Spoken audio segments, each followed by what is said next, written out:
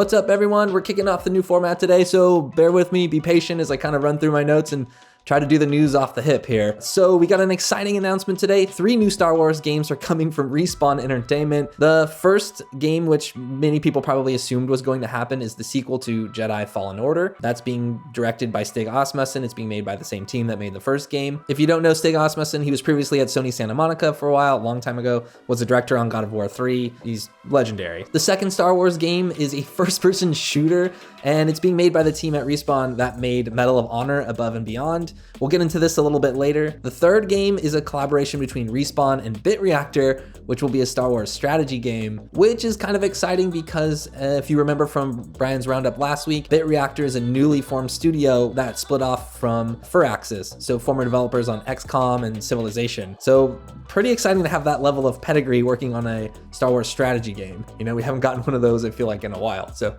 it's pretty cool. And all of the studios, of course, at Respawn are headed by Vince Zampella, one of the original creators of Call of Duty, and, you know, the former studio head at Infinity Ward, who is now also not only in charge of Respawn, but he's also in charge of supervising DICE. So there's another kind of interesting announcement that came by way of Jeff Grubb over at GamesBeat, who reported that outside of these 3 Star Wars projects, EA doesn't have any more Star Wars projects, meaning DICE isn't and probably won't be working on Battlefront 3, but instead it's just focusing all their efforts on Battlefield, which makes sense. You know, Battlefield 2042, it didn't hit, as the kids say. So that's pretty much the news. You know, that's just the facts, but let's get into kind of some speculation about these new Star Wars games. It's very exciting for me. I'm a big Star Wars fan. I'm a big Respawn fan. I love Titanfall 2. Titanfall 1 was good. Apex Legends obviously is become completely its own thing, which is gonna eclipse Titanfall, unfortunately, or has already eclipsed Titanfall, but it is what it is. Maybe someday we'll get that Titanfall 3.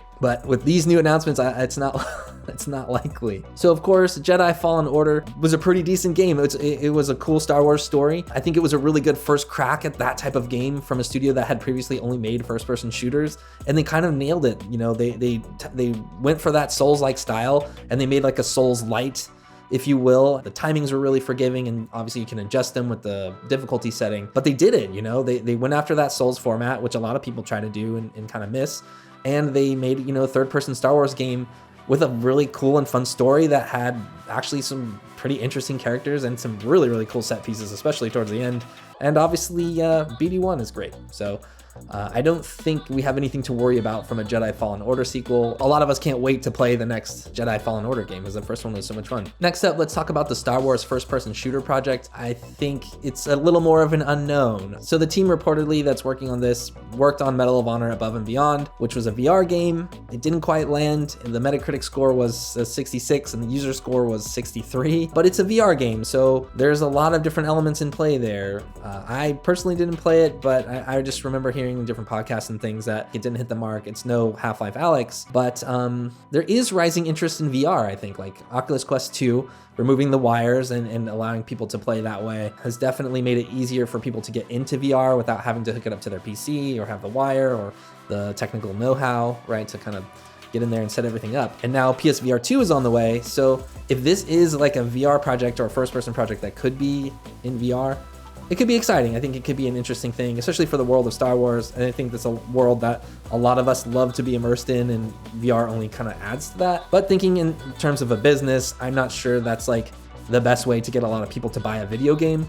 So I could see this being a thing that's like, it is first person, it could be VR down the road, or it could launch with VR, but I imagine this being marketed for people who could kind of just play this game without a headset, and that is also exciting. I think there's a precedent for good Star Wars games that are in first person, obviously going all the way back to Dark Forces and Shadows of the Empire. Jedi Knight 2, I think, had a first person camera, which was pretty cool. And I think there's promise there. I just wonder which way they're going to go with it. You never know. It's always about Jedis and lightsabers and stuff, but I think some of the coolest characters just roll around with the blaster, you know? Obviously Han Solo did that, and he's one of the coolest science fiction characters of all time. So yeah, I think there's a good case to be made for a first-person Star Wars game. In the official EA announcement, there was a quote from Peter Hirschman, who's the game director on the project. He said, "Working with Lucasfilm Games on a new FPS in the Star Wars galaxy is a dream come true for me, as this is a story I have always wanted to tell." And that's kind of a buzzy quote that you put in a press release, but they also included in there that Peter Hirschman had previously been a VP of development at LucasArts, and he was an executive producer on the original Star Wars Battlefront games, which is kind of a big deal. I love those original Battlefront games. I think they nailed it, and I think that obviously working at LucasArts for a time probably gives you a unique perspective into the Star Wars universe, so I think that's promising. I think this project could be really, really, really cool. So hopefully it's not just like a small VR project like the Medal of Honor thing, and they put kind of the weight of their developers and designers that were on like Titanfall 2 or something like that. We'll have to wait to see more. I'm not sure if that's what it is. Also know that Respawn has been staffing up big time for like the last year. There's always new positions open on their careers page. And even though some of these studios are like returning studios, like for Fallen Order and this Medal of Honor team, they could be like completely different, right? Because there's so many more new people and some people have left and that sort of thing. So there's hope here. And then lastly, let's talk about this Star Wars strategy game.